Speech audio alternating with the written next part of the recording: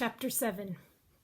Now, this chapter has a technique that's called foreshadowing, which basically gives you hints about what's coming up. It's a really important chapter, as you will see. Chapter 7. The chessboard lay open on the old picnic table beneath the oak tree in the side yard. The soapstone rooks, knights, bishops, pawns, king and queen in a huddle, waiting to be positioned on the board. Maximiliano! Hola, tío. How's my favorite nephew? He asked, squeezing Max in a hug. His bushy white eyebrows, mustache, and soft round body made him look like a gentle St. Nicholas, or Santa. You don't have any other nephews. Then it's true, you're my favorite.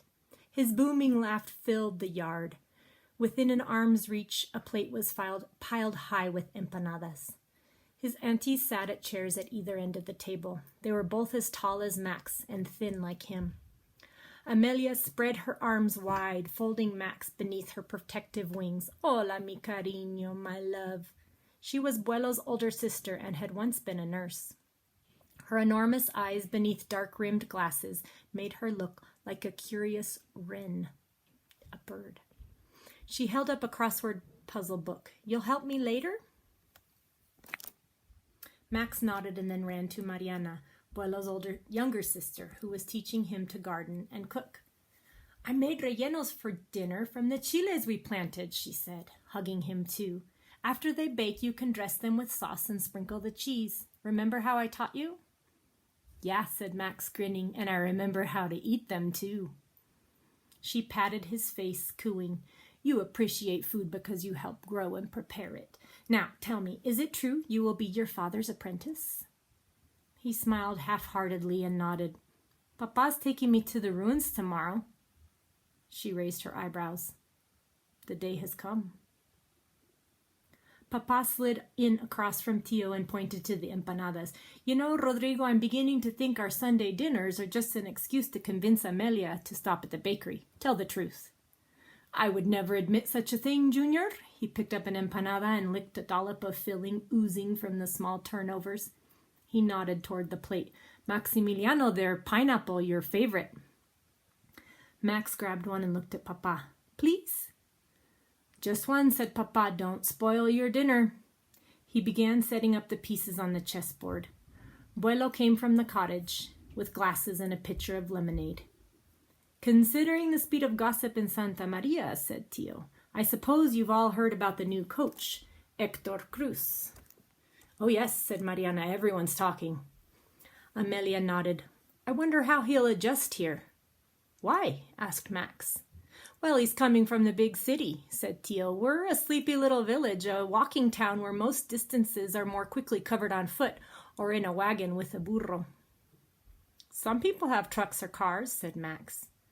Mariana held up a finger. And there are buses to San Clemente where a train can take you anywhere. We're not entirely cut off, said Buelo, setting a glass in front of each of them and sitting down. Almost everyone in the village has a phone, and it's just here in the foothills that we don't have service. Yes, of course, that's all true, said Tio, but he's a young coach and probably ambitious. He may want something bigger and better. It would be good for the village if he stayed for at least a few seasons, though, especially for our boys who want to make the team this year and move up in the league. I want to make the team and move up, said Max, glancing at Papa. Tio cleared his throat. Well, there was a council meeting yesterday. We've had a letter from Coach Cruz. It seems he's a stickler for details.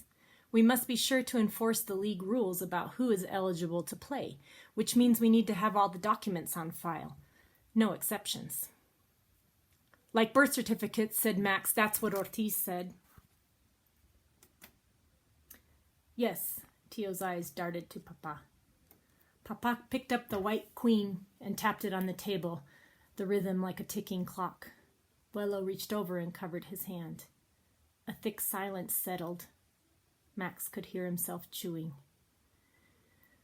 Given the recent circumstances, Junior, Tio said, and since you two are going to the ruins tomorrow, it might be wise to... Papa shook his head. Not yet.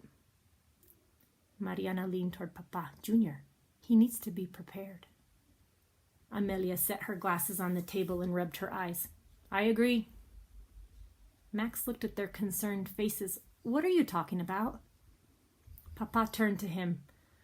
I need to talk to your tio and your aunties. Get started on Lola's bath. When you're done, it'll be time for dinner.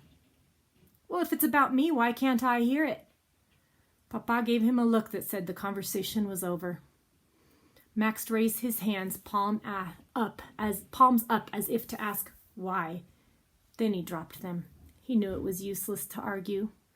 Reluctantly he whistled for Lola and headed towards the shed next to Dulce's corral.